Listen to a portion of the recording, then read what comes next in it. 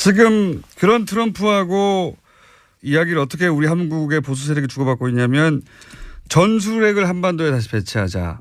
그리고 트럼프 역시 그런 가능성이 있을 수도 있다. 이런 언급을 내비치고 전술핵을 한국에 다시 갖다 놓는 얘기를 하고 있는데 물론 현 정부는 반대하고 있습니다. 전술핵 재배치가 이 북핵 문제를 해결할 수 있는 해법이라는 주장에 대해서는 어떻게 생각하십니까? 전혀 아닙니다. 독일 총리를 하셨으니까 이 질문을 드리지 않을 수가 없습니다. 이제 분단 국가인 우리로서는 이제 독일의 통일을 굉장히 부러워하는데 이 우리 한반도 문제에 있어서 예를 들어서 가장 강력한 영향을 미치는 미국은 통일을 표면적으로는 지지한다고 하지만 남한에는 실제로 그동안의 역사를 보면 실제 통일을 지지했었다면 북한과 평화협정을 맺고 그리고 북한의 체제 보장을 약속해서 이 평화적인 환경을 오랫동안 지속될 수 있는 평화 환경을 만들었어야 하는데 지금 60년 이상 평화협정을 맺지 않고 있기 때문에 이 남북의 긴장 관계를 군사적으로 경제적으로 전략적으로 미국 이익에 부합되도록 활용한 측면이 있어 보이거든요. 근데 독일은 이런 미국이나 혹은 반대하는 영국이나 혹은 프랑스 우리도 일본이나 중국이나 미국이 있는데 어떤 전략으로 되어 있는가 어떻게 통일로 이끌어가는데 그 주변국들을 통일을 지지하도록 만들었는가 이런 게 궁금한 겁니다. 예. 영국, 프랑스, 네덜란드 이런 유럽의 국가들에 있어서 일단 중요한 것은 나토 동맹 체제라는 것이 하나가 있습니다. 그런데 전체적으로 볼 때 유럽은 당시 독일의 분단을 통해서 또는 구동구권 소련 이런 체제 하에서 사실 유럽이 분단되어 있다가 소련 동구권이 무너지면서 유럽이 통일이 돼버린 거예요. 이 역사적인 사실이 먼저 선행된 거죠. 그러다 보니까 영국 같은 경우도 대처 총리가 엄청나게 의구심을 갖고 여기에 반대하고 그랬죠. 그런데 전체적인 대세라는 것이 이제 유럽이 통합이 됐다. 유럽의 분단이 극복됐다라는 것이 대세였어요. 그러다 보니까 미국도 물론 통일된 유럽의 이해관계가 있었을 겁니다. 그것이 경제적인 이유든 정치적인 이유든 이해관계가 있었겠죠. 또는 러시아에 대해서든 어쨌든 어떤 이유든 간에 역사적으로 유럽이 통합된 이 큰 흐름이 있었고 그다음에 헬무트 콜 총리가 통일을 밀어붙인 거죠.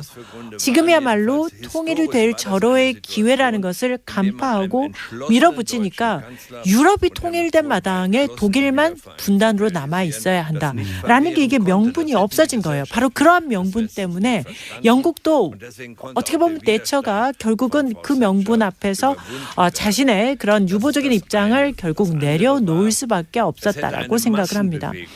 두 번째는 구동독에서 사람들이 대량 탈출을 시작한 겁니다. 헝가리라든지 이런 다른 동유럽 국가들로 그냥 국경을 넘어가 버린 거예요. 그래서 구동독에 있는 사람들이 이렇게 대량 탈출을 할 때 서유럽권에서 다들 굉장히 놀라는 상황이었거든요. 그리고 통일에 대해서 강대국들의 우려, 걱정 없을 수가 없죠. 독일이 너무 강력해지는 것 아닌가. 여기에 대한 두려움은 항상 있었습니다. 그런데 두 가지. 통일된 독일이 유럽연합의 일원으로 남는다. 즉 유럽이라는 큰 집에 통합된 한 일원으로 남는다는 것. 이 메시지가 중요했고요. 두 번째는 헬무트 콜이 고르바초프와 협상을 해서 통일된 독일은 통일 이후에도 나토의 일원으로 남겠다라는 이 두 가지가 있었기 때문에 주변국의 우려를 불식시킬 수 있었습니다. 좀 전에 미국의 어떤 이해관계 때문에 이런 분단의 평화협정을 하려면 했을 텐데 이런 미국의 이해관계도 말씀을 하셨는데 저는 이 분단에 대한 이해관계가 미국만 있는 것인가 하는 생각도 해봅니다. 자, 그렇다면 이 분단을 극복하기 위해서 한국에는 어떤 일들이 일어나야 하고 한국은 무엇을 해야 할까 하는 생각을 해보면요. 저는 이 한반도 문제라는 것은 주변 3강국, 중국, 러시아, 미국 이 3개 대국이 공동 보조를 해야만 가능하다고 생각합니다. 최근에 그 북한 제재 안보리 결정에서 보듯이 이들 국가들이 공동 보조를 해야만 뭔가 이루어질 수 있다는 건데요. 즉 안보리에서 뭐 제재가 타결되기는 했습니다만은 이 3개국이 중국, 러시아, 미국이 진정한 공동 보조의 전략을 가지고 있는가에 대해서 생각해 볼 필요가 있겠습니다. 미국의 트럼프 대통령이 만일에 계속해서 중국에 대해서는 경제적인 압박을 가하고 러시아에 대해서도 고립 정책을 편다면 어떻게 이 두 강대국과 미국이 공조할 수 있을까요? 이들이 이 3개국이 라이벌 관계를 계속해서 유지한다면 한반도 문제에 있어서 장기적인 관점의 합의 또는 공조는 쉽지 않아 보입니다.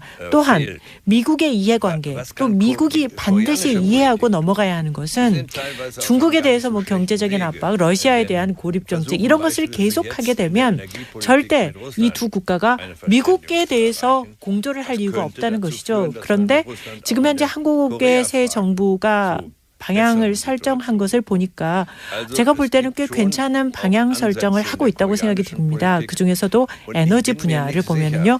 한국이 러시아와 협력할 분야가 아마 에너지 분야라고 생각하고 움직이는 것 같은데 저는 이 새로운 정부의 시도들이 상당히 이 관계를 개선하는 데 도움이 될 수 있다고 보고요. 통일과 관련해서도 장기적으로 솔루션이나 전략이 필요하겠구나라는 생각들을 해봅니다.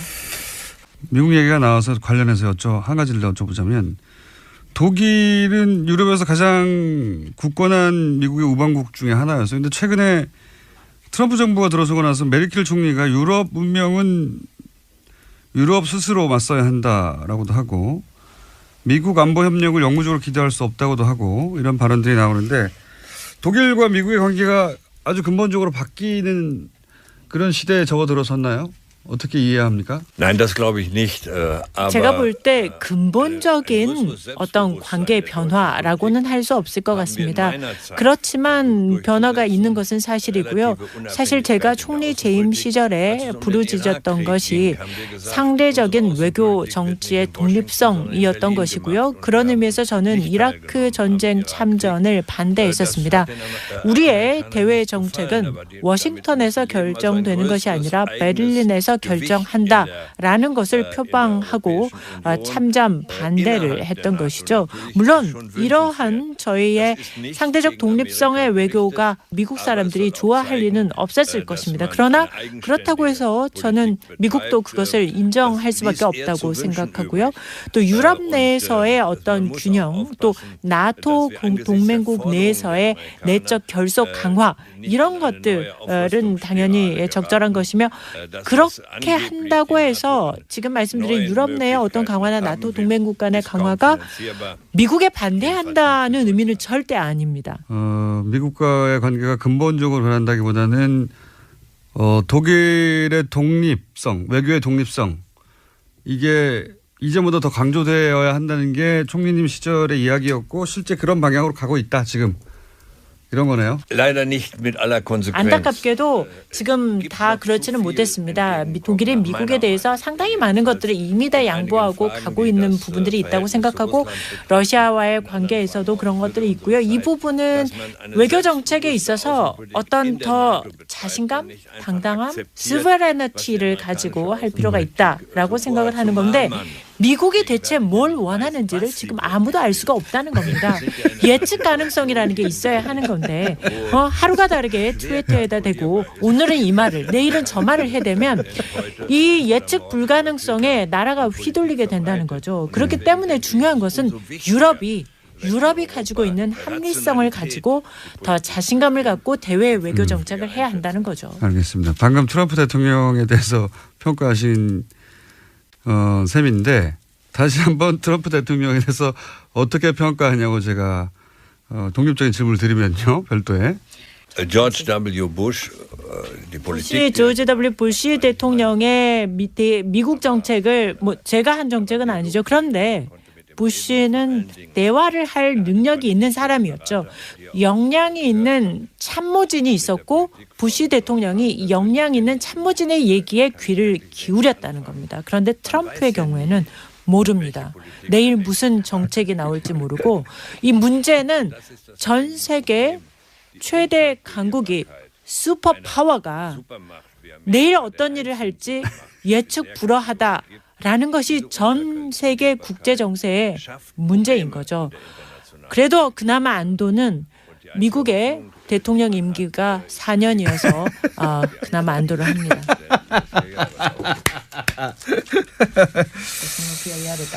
지금 그런 트럼프하고 이야기를 어떻게 우리 한국의 보수 세력이 주고받고 있냐면 전술핵을 한반도에 다시 배치하자. 그리고 트럼프 역시 그런 가능성이 있을 수도 있다. 이런 언급을 내비치고 전술핵을 한국에 다시 갖다 놓는 얘기를 하고 있는데 물론 현 정부는 반대하고 있습니다. 전술핵 재배치가 이 북핵 문제를 해결할 수 있는 해법이라는 주장에 대해서는 어떻게 생각하십니까? 전혀 아닙니다. 국제 정치가 추구하는 목표라는 것은 핵에 대한 전반적인 축소입니다.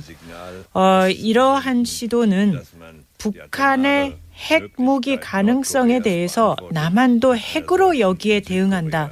이런 식의 잘못된 시그널을 보내서는 안 된다고 생각하고요.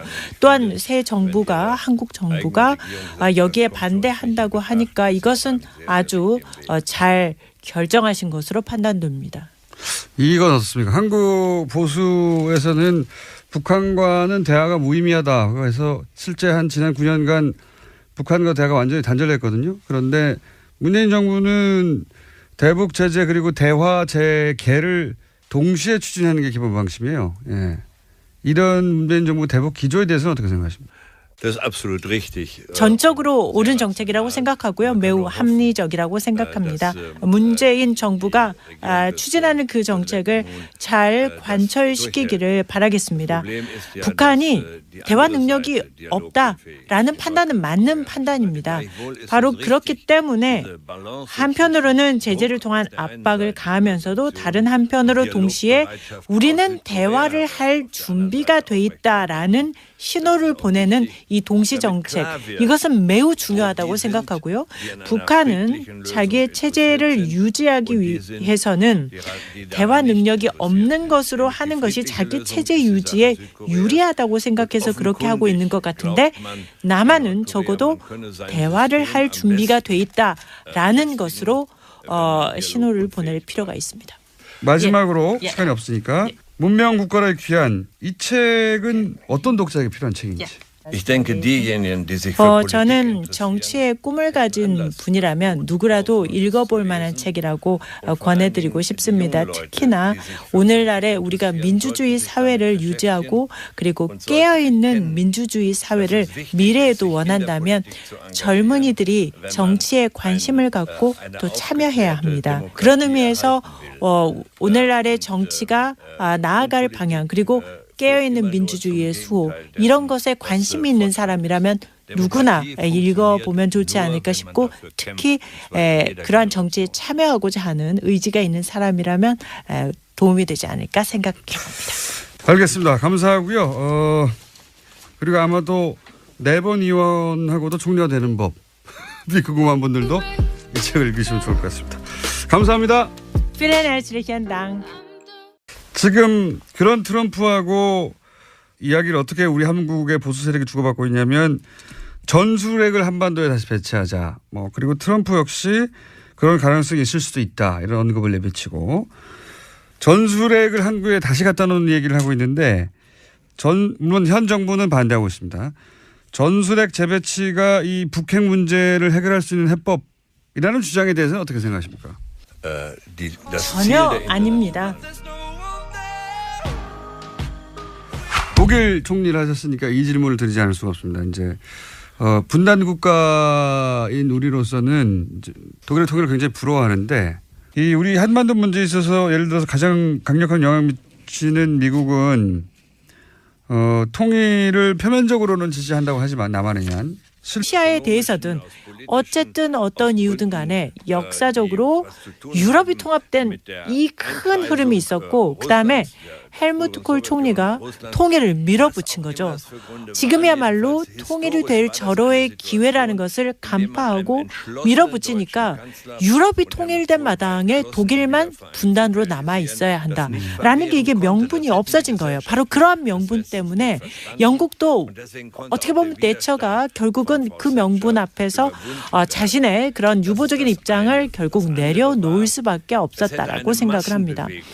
두 번째는 구동독에서 사람들이 대량 탈출을 시작한 겁니다. 헝가리라든지 이런 다른 동유럽 국가들로 그냥 국경을 넘어가 버린 거예요. 그래서 구동독에 있는 사람들이 이렇게 하는데 이런 유럽의 국가들에 있어서 일단 중요한 것은 나토 동맹 체제라는 것이 하나가 있습니다. 그런데 전체적으로 볼 때 유럽은 당시 독일의 분단을 통해서 또는 구동구권 소련 이런 체제 하에서 사실 유럽이 분단되어 있다가 소련 동구권이 무너지면서 유럽이 통일이 돼버린 거예요. 이 역사적인 사실이 먼저 선행된 거죠. 그러다 보니까 영국 같은 경우도 대처 총리가 엄청나게 의구심을 갖고 여기에 반대하고 뭐 그랬죠. 그런데 전체적인 대세라는 것이 이제 유럽이 통합이 됐다. 유럽의 분단이 극복됐다라는 것이 대세였어요. 그러다 보니까 미국도 물론 통일된 유럽의 이해관계가 있었을 겁니다. 그것이 경제적인 이유든 정치적인 이유든 이해관계가 있었겠죠. 또는 뭐 대량 탈출을 할 때 서유럽권에서 다들 굉장히 놀라는 상황이었거든요. 그리고 통일에 대해서 강대국들의 우려, 걱정 없을 수가 없죠. 독일이 너무 강력해지는 것 아닌가. 여기에 대한 두려움은 항상 있었습니다. 그런데 두 가지. 통일된 독일이 유럽연합의 일원으로 남는다. 즉 유럽이라는 큰 집에 통합된 한 일원으로 남는다는 것. 이 메시지가 중요했고요. 두 번째는 헬무트 콜이 고르바초프와 협상을 해서 통일된 독일은 통일 이후에도 나토의 일원으로 남겠다라는 이 두 가지가 있었기 때문에 주변국의 우려를 불식시킬 수 있었습니다. 좀 전에 미국의 어떤 이해관계 때문에 이런 분단의 평화협정을 하려면 했을 텐데 실제로 그동안의 역사를 보면 실제 통일을 지지했었다면 뭐 북한과 평화협정을 맺고 그리고 북한의 체제 보장을 약속해서 이 평화적인 환경을 오랫동안 지속될 수 있는 평화 환경을 만들었어야 하는데 지금 뭐 60년 이상 평화협정을 맺지 않고 있기 때문에 이 남북의 긴장 관계를 군사적으로, 경제적으로, 전략적으로 미국 이익에 부합되도록 활용한 측면이 있어 보이거든요. 근데 독일은 이런 미국이나 혹은 반대하는 영국이나 혹은 프랑스, 우리도 일본이나 중국이나 미국이 있는데 어떤 전략으로 되어 있는가, 어떻게 통일로 이끌어가는데 그 주변국들을 통일을 지지하도록 만들었는가 이런 게 궁금한 겁니다. 예.